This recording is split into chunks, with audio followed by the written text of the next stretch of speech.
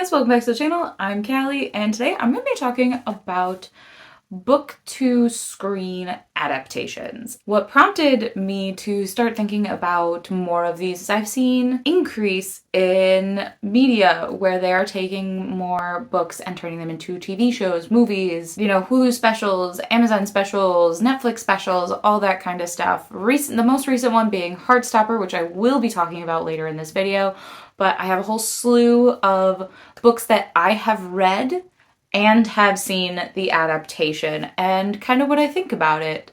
So without further ado, the first one that I'm going to talk about is Shadow and Bone by Leigh Bardugo. Now, technically, the Shadow and Bone series that is on Netflix is Shadow and Bone mixed with Six of Crows, which is fine, and I've read all of those books, so there was no spoilers in it for me. I thought the show for the Shadow and Bone side was better than the books.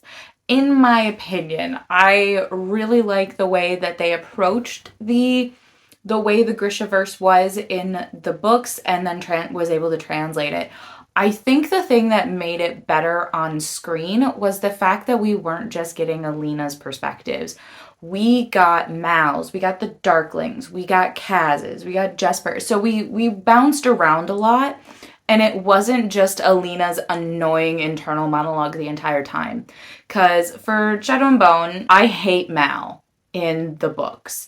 He's weird, he's needy, he's a little manipulative, and just he seems like a really toxic guy. Not as toxic as the Darklings, so he's the better of the two options. But in the book, I was really rooting for her and the Darkling. Now, in the show, I love Mal. I have become a Mal stan for the show because his character feels so much more fleshed out and I actually care about Mal. Mal just felt like an afterthought in the books. Like, it was so hard on the Darkling and Alina that Mal was just there in the background. But in the show, he's not. He is this strong guy who cares for his friend and cares what happens to her and how she's treated. And I think that that's really well executed in the show. So this is one of the only times I've ever said that a screen adaptation is better than the book. And I think of this list, it's the only one. And I think that's just because I read Six of Crows first, which was a mistake, but I didn't care for this series. It was fine.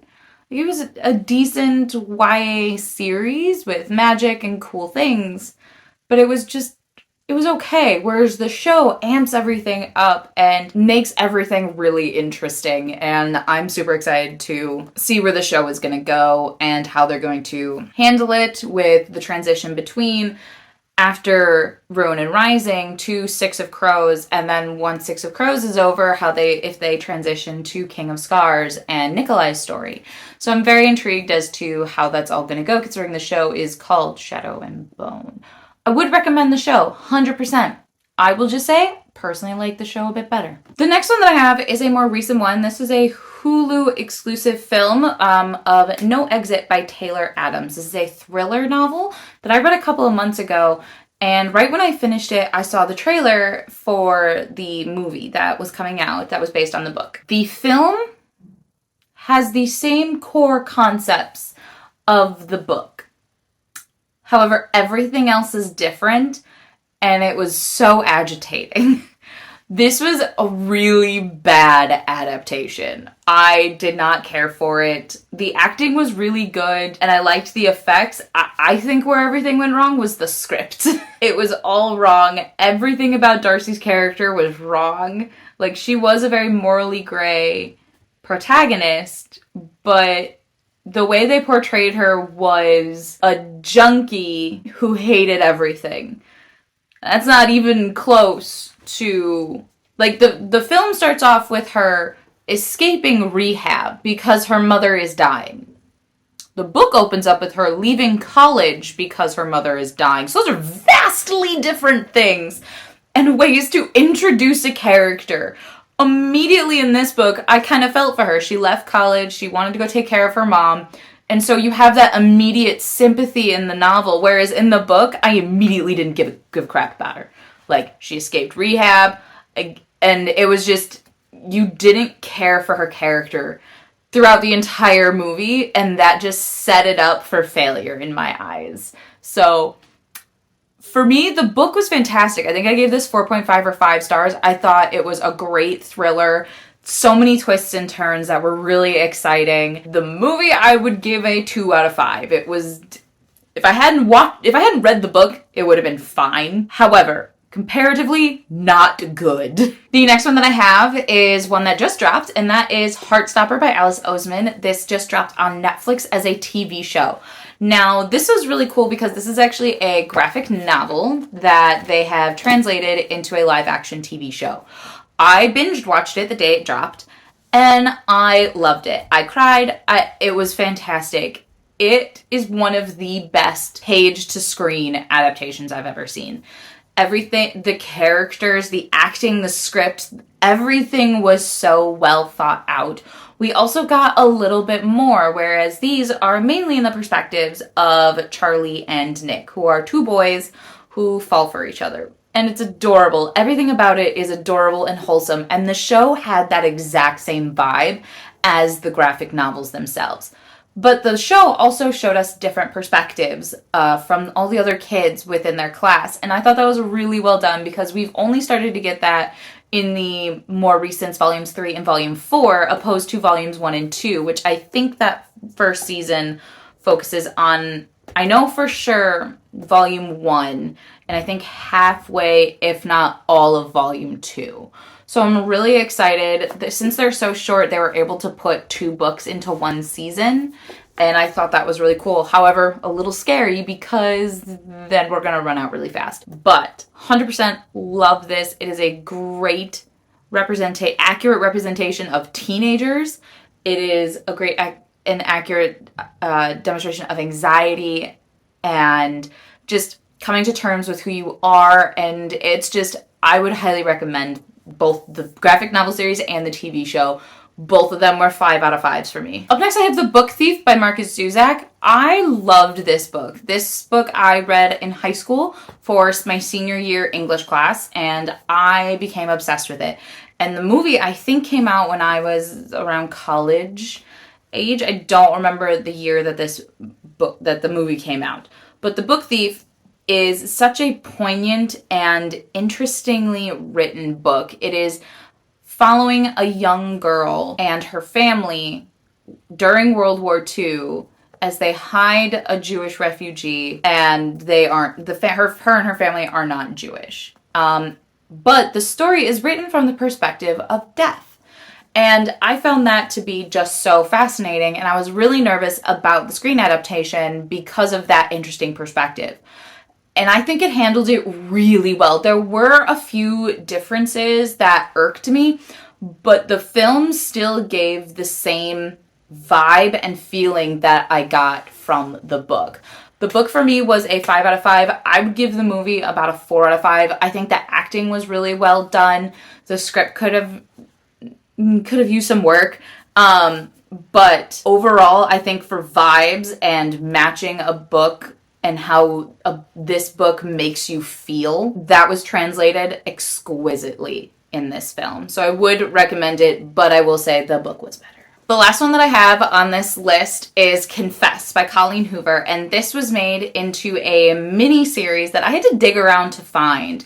I actually only knew that this had a screen adaptation because of Goodreads. The cover that it chose was the cover of the poster, and again, I probably would have never put 2 and 2 together had the actress who starred in this I didn't know from Switched at Birth. So it's the same actress who plays Daphne from Switched at Birth, and I really loved her. She plays that very good, bubbly character on screen, so I really liked it. So I dug around, and I was able to find it on Amazon, and I binged watched this miniseries, and I'm obsessed. This had word for word dialogue within this story. They changed a couple things. They aged up our main female character. They changed the location. Those are the major things that I noticed that they changed, but I liked the aging up. I thought that worked really well, especially because in the book, I think she's only like 19 when she falls in love.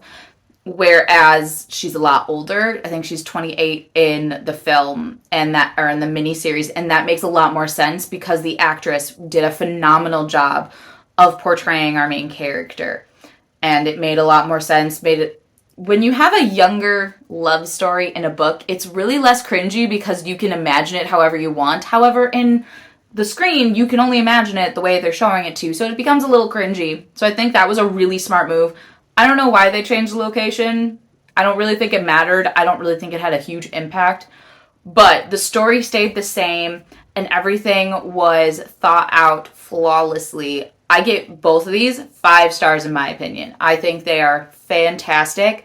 Would recommend this miniseries if you are a big Colleen Hoover fan. Now I have 3 other books here that are due to become adaptations and that I am really excited to see. The first one I think is either coming out really soon or has already come out, but I haven't had a chance to see it.